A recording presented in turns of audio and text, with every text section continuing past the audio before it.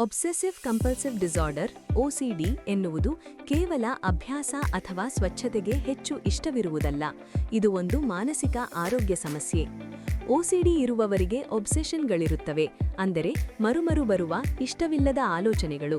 ಉದಾಹರಣೆಗೆ, ಜರ್ಮ್ಸ್ ಅಥವಾ ಅಶುದ್ಧತೆಯ ಭಯ, ಬಾಗಿಲು ಲಾಕ್ ಮಾಡಿದ್ದೇನಾ ಎಂಬ ಮರುಮರು ಸಂಶಯ, ಅಶಾಂತಿಕರ ಆಲೋಚನೆಗಳು, ಲೈಂಗಿಕ ಆಲೋಚನೆಗಳು, ಯಾರಿಗಾದರೂ ಹಾನಿಯಾಗುವ ಭಯ, ಅಥವಾ ಎಲ್ಲವೂ ಪರಿಪೂರ್ಣವಾಗಿರಬೇಕು, ಸಮಮಿತವಾಗಿರಬೇಕು ಎಂಬ ಬಲವಾದ ಅಗತ್ಯ.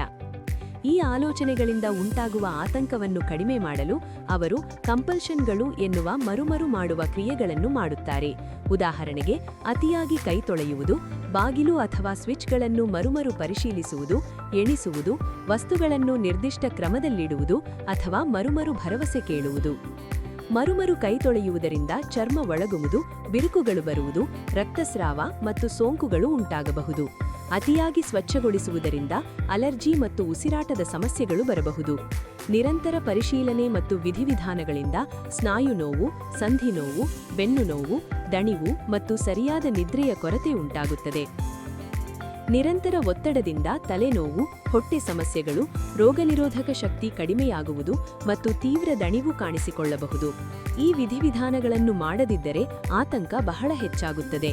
ಅವನ್ನು ಮಾಡಿದಾಗ ಸ್ವಲ್ಪ ಸಮಯಕ್ಕೆ ಮಾತ್ರ ನೆಮ್ಮದಿ ಸಿಗುತ್ತದೆ, ಮತ್ತೆ ಅದೇ ಚಕ್ರ ಮರುಕಳಿಸುತ್ತದೆ.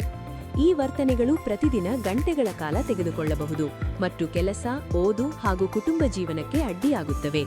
ಹೆಚ್ಚಿನವರಿಗೆ ತಮ್ಮ ಆಲೋಚನೆಗಳು ಅತಾರ್ಕಿಕವೆಂದು ಗೊತ್ತಿದ್ದರೂ ಅವನ್ನು ನಿಲ್ಲಿಸಲು ಅಸಹಾಯಕತೆಯ ಅನುಭವವಾಗುತ್ತದೆ. OCD ನಿಜವಾದ ಸಮಸ್ಯೆ ಮತ್ತು ಚಿಕಿತ್ಸೆ ಸಾಧ್ಯವಾದ ಸ್ಥಿತಿ. ಸರಿಯಾದ ಚಿಕಿತ್ಸೆ ಮತ್ತು ವೈದ್ಯಕೀಯ ಸಹಾಯದಿಂದ ಈ ಚಕ್ರವನ್ನು ಮುರಿದು ಆರೋಗ್ಯಕರ ಮತ್ತು ಸಮತೋಲನಯುತ ಜೀವನವನ್ನು ನಡೆಸಬಹುದು.